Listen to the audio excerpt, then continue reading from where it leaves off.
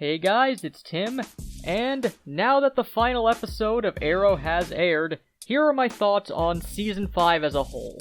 First off, things that need to be stated, substantial improvement over Season 4.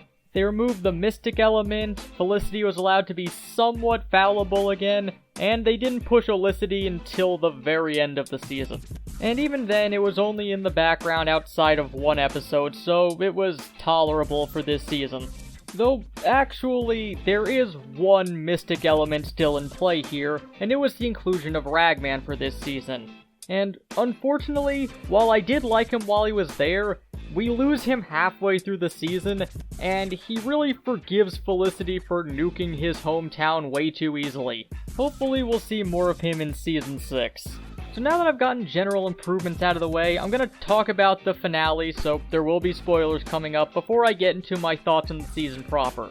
So after Prometheus has kidnapped Oliver's son and Team Arrow and brought them to Lian Yu, Oliver tracks them down and recruits Nyssa Al Ghul, Malcolm Merlin, and Deathstroke to help him fight against Prometheus' forces on Lian Yu. Once they're all taken out, Oliver tracks down Prometheus to get his son back, but the rest of the team is stranded on the island, which is rigged with C4 to explode, which is tied to Prometheus being alive.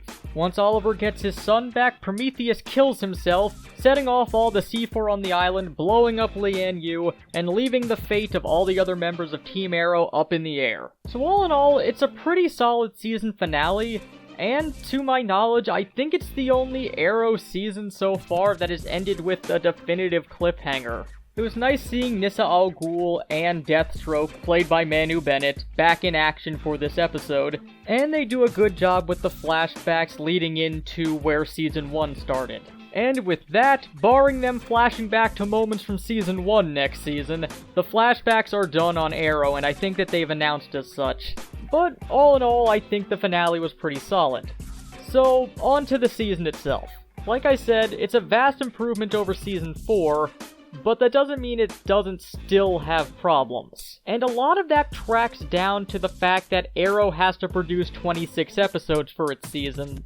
I honestly think that if they had done this same season with 13 episodes instead of 26, it would have been much tighter and more solid. Because as it stands, there were a lot of recurring elements this season that were entirely superfluous. I mean, the mob boss from the beginning of the season, that dude who was played by Stardust who was recurring for a while, the marital spats that Curtis was having, and especially Vigilante, were all things that were in this season that really ended up going nowhere. And yes, they can be resolved in Season 6, but honestly it would have been nice if some of it got resolved in the season it was introduced. Especially since all those elements I just mentioned, outside of the mobster who got resolved pretty early, pretty much dropped from the entire season before we got to the final few episodes. Vigilante, the way that they used him, made it super apparent that he was just a red herring for people who knew who Adrian Chase was from the comics. Because as soon as it's revealed that Adrian Chase is Prometheus, Vigilante just stopped showing up. And when he was there, he was basically just an abridged, lackluster version of Netflix Punisher. It would have been nice if he had shown up for the finale too as someone Oliver recruited to help him on the island, since we know that he's against Chase cause they fought each other in his last appearance. I will say for the new cast members, I do generally like them.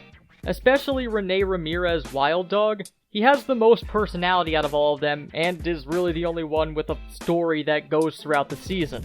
Curtis was also fun to have around this season, but I wish that at some point in a field mission he was able to take out someone, cause he got beat up a lot. As for the new Black Canary, I like her. She honestly doesn't have that much of an impression on me. She didn't really do that much after her initial episode. They set her up as being a sort of replacement police contact since Quentin's not on the force anymore, but that got dropped pretty quickly and it was only really used twice. But the biggest question mark of the season has to go to Evelyn Sharp, our new Artemis, who ends up betraying the teen to Prometheus for reasons I do not know. They set up that her problem was that Oliver lied to them about having been a killer in the past, or at least wasn't forward with them about it, so she was game for Chase trying to expose Oliver as a killer. But with that in mind, I don't know why she stuck with Chase, because he was an unabashed open murderer. I guess it wasn't the murder that was the problem, it was the lies. Even though it's pretty clear that that's not who Oliver is anymore. And because of this, she becomes intolerable by the end of the season because I can't get what her deal is. But overall, the season is solid. I'd probably put it in the top 3 of Arrow seasons. I don't know where I place it with 1 and 2. They just needed to trim the fat and define their terms better.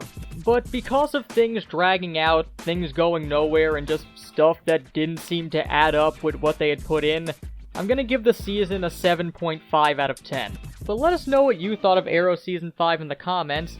And if you like what you've heard here and you want to hear more reviews and other related content, feel free to click that subscribe button and the bell next to it so you can be immediately informed whenever a new video goes up.